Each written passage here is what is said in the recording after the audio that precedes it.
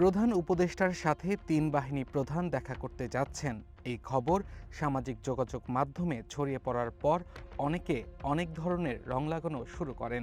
এ নিয়ে নানা ধরনের গুজব তৈরি করার চেষ্টাও করেন অনেকে।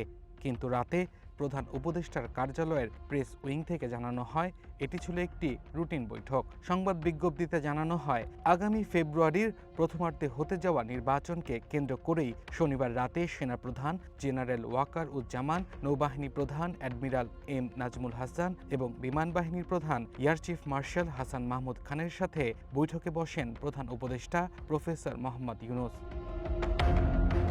প্রধান উপদেষ্টার কার্যালয় থেকে জানানো হয়েছে বৈঠকে জাতীয় নিরাপত্তার পাশাপাশি দেশের আইন শৃঙ্খলা রক্ষায় সামরিক বাহিনীর সদস্যদের কঠোর পরিশ্রমের জন্য সাধুবাদ জানান প্রধান উপদেষ্টা।